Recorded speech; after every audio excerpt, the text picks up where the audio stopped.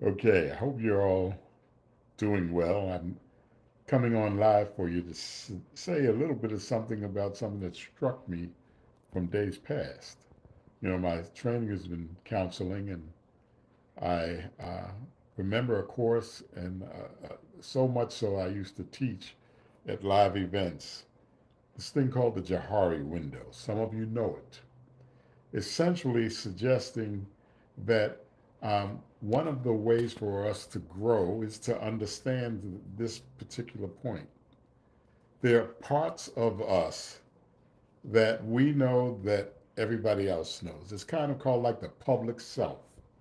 I know it and you know it. Examples of that means maybe I know that, I have a sense of humor and you have it. Maybe I don't know that I have a bad sense of humor. Maybe that's something that you know that I don't know. Or there might be something that um, I don't know that you know.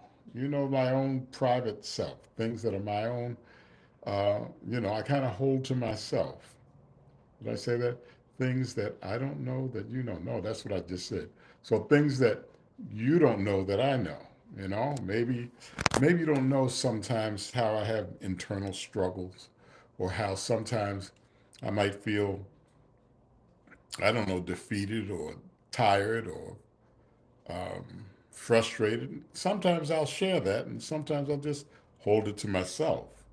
And I think that we all have those times and those things that we kind of hold close to. Then there's those things. Let's see, we did I know and you know, one, the four pains. I don't know that you know. You might recognize that I do something and the way I do it doesn't work well. Nobody tells me, then you know and I don't know. Or I think I'm making a point. My wife will tell you sometimes I might run on. So I may not be aware that I'm running on. At the point that I become aware, then I know and you know. But sometimes I need someone outside of me to point something out to me. Then there are those things that I know that you don't know that I just mentioned. I gave you an illustration, but those illustrations can get deeper and deeper. You know what I mean? And then the one, though, that I can't wait to share with you, the one that I think holds the greatest promise, is the things that I don't know about myself and you don't know about me. I'm suggesting that that represents the point of unlimited potential. It's kind of that divine spark inside of us that can help us to accomplish things that we wouldn't think we were able to accomplish, or that you wouldn't think I would be able to accomplish. And I want to point out to you this one possibility that you should embrace, in my opinion. That is that there is a spark of greatness in you and me and in each of us. And if we hold true to ourselves, that we will stay open to that spark and recognize that if it ain't been done, doesn't mean it can't be done. So if you have it in your spirit to accomplish something and you have never done it before, get excited about that new possibility. Now, let's see. I think I'm talking. Oh, good. You got that. Thank you. Welcome. The idea that we all have this great gift brings up the other notion that I talked about in my book, that I talk about in my workshops and keynotes, and that is our interconnection also helps us to be great for each other. Now, what do I mean by that? Here's what I'm suggesting.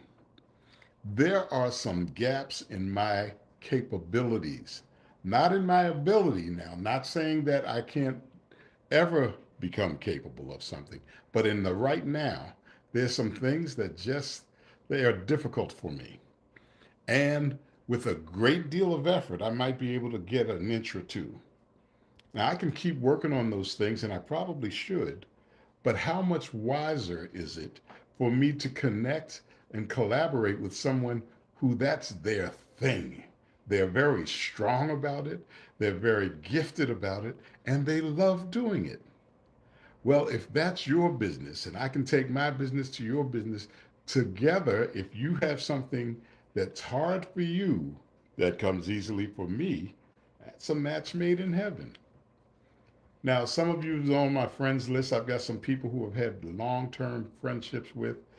One of them is my buddy. I nicknamed Brute. He's Elliot Marbury. If you've read If You Can't Calm the Waters, Learn to Ride the Waves, or if you're one of our college friends, you know who I'm talking about. We call him Mini Brute sometimes. But he shared with me that he enjoys puzzles. And so, what do you mean? So, I like those gazillion piece puzzles. And what really fascinates me is the more I do them, the easier it is for me to notice what piece can go where. And you can look all around the pieces and get the shapes, get the color, get the hues. And before you know it, that outside information helps you to identify where that piece may go. You might see two or three pieces that look very similar in shape, but you have learned to pick up the cues that help you to know where that piece goes. There's another little story that I'd heard that you might appreciate where a little child was given a puzzle to play with. So the dad was going to go about his business doing something. And he said, Here, see if you can put this together. And knowing that it was not an easy task, and he leaves the son because the son was engrossed. He's getting involved in it. This particular puzzle, though, had something else on the back, and he didn't realize. The son had flipped it over, and the son had a man on the back, a picture of a man, and he used that to put the pieces together. Then took a sheet and turned it back over and said, "Here you go, Dad." He said, "How'd you do it?" "Well, Dad, it had a man on the back, and if I can help the man get together, I can get the whole thing together." And I loved it because that was a bit of a message too. Did you pick that up? Sometimes we're trying to take care of the whole world, and the thing is let's try to take care of one another first. Let's just take care of each other. Take care of the man. Maybe the man is you or me in the case of, let me get my act together so I can help you to get yours together. Now, back to this Johari window. I don't know how many of you caught that the greatest portion, there was I know and you know. I don't know and you don't know. You know and I know. You don't know and I don't know. And live in that magical space of possibility. If there's something, I think I talk about, again, we're getting a little bit more experience in life. I'm no longer 36, 46, 56, dare I say 66, but I'm still learning, I'm still growing. You can't teach an old dog new tricks. Well, I got news for you. There's nothing new under the sun. Everything has been done somewhere, somehow. Something can be gleaned from our history. It may seem like a mystery until we discover it. So capture your blessings by being open to the possibilities that there are, as Barbara Talley would say, minor miracles within us each, within us all. You get the play on words, minor, M-I-N-E-R, that you have to dig deeply. Not minor at all.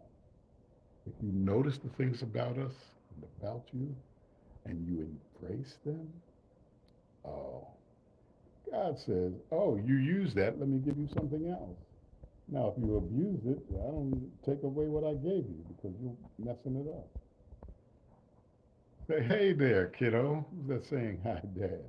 Oh, you're talking to your dad. Okay. Anyway, blessings. I appreciate you all joining me. I hope you've gotten gleaned a moment from this. Let me know if this is something I should do more often. I was just inspired in the moment. I will go back and I will use the Johari window and give more illustrations on something on another video at another time. But I do want to say this too, because this is fascinating. You see, again, I'm talking about how young I am and saying, all you young people, you can accomplish anything you put your heart and your mind to, even now. As a matter of fact, more so now, because you have some framework on which to build. You've fallen down before, so you know that The last thing you do after you fall down is to get up. You don't wallow down there. You've been there. You know that for a 2-year-old, a year is half their life, or if it's going further, it's 1/3 of their life. For somebody who's a gazillion, a year is only 1 gazillionth of their life. Like me, hey, a year goes by like this, a month like this. So when somebody says, oh man, it's going to take a long time to do that, how long does it take if I don't do that? That time will still pass, won't it? So go for something. If you have it in there that you want to accomplish something, YouTube is still a place to make money. YouTube is still a tool to help your business make money. YouTube is still a place to communicate and help people. I am just blown away by some of the how-to stuff with YouTube. Today, I saved a few $100s. A few $100s. I had, first of all, I had some problems with my garbage disposal, and I looked at the video to see how to fix it, and it was like, nope, I'm not going to bend down there. My knees, my ankles, my back, I'm not going to do it. I'm going to pay somebody, and I'll do it. But at least I had an idea of what was called for. Then I decided, after looking at it, well, we've had this thing for umpteen gazillion years. Maybe it's just time to replace it. Well, the first person that I brought over, they said, oh, I can tell, I can look at it. You need a new disposal. I said, you didn't look at anything. Well, you said the water was coming from the bottom. You needed a new disposal. How much is that going to cost? Oh, it's going to cost you, and I won't even tell you the number because the person that I called next, I invited that person to leave. I think there was a charge just to come and look at it. And I said, well, if you're going to look at it, open up, they had this housing. It wasn't the housing of the disposal. It's some kind of cover. Oh, no, I have to do that. That's going to cost you. Bye. So then I had someone else come in, man, and we talked about the price. We talked about it. I said, let's go ahead and do it. And he was such a pleasant guy. By the way, if those of you are interested, what was the name of it? Masterpiece Plumbing and Drain in Frederick, Maryland, and local areas. This guy, he was fantastic. He was cordial. He even assisted me. I said I made other money. I asked him to take a look at my dishwasher. He says, well, I don't really do dishwashers, but I'll look at it. And he was able to point out that my issue had to do with a gasket that had gone bad. You know, the little rubber hose that goes where housing goes around it.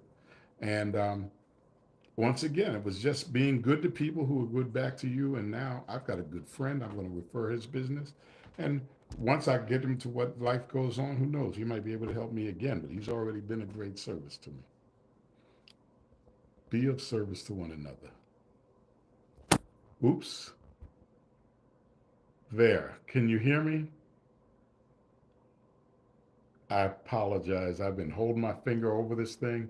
If you can hear, fantastic. If not, hopefully in the replay it'll come up. You can turn up the volume. Thank you so much.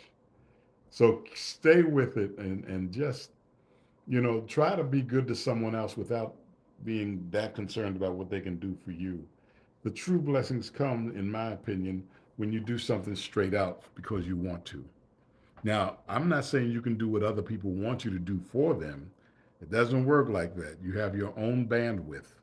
You know what your capabilities are, and you know when you feel like you're feeling a little uncomfortable with stuff. Listen to your heart, listen to your mind, your spirit. There's a whole lot of, you got an aura that's talking to you. So anyway, I just want to say this is Cliff McKnight saying, if you can't calm the waters, learn to ride the waves. I've got some other stuff for you. But in the meantime, in between time, have a great day. Take care. Learning how to turn this thing off is also something.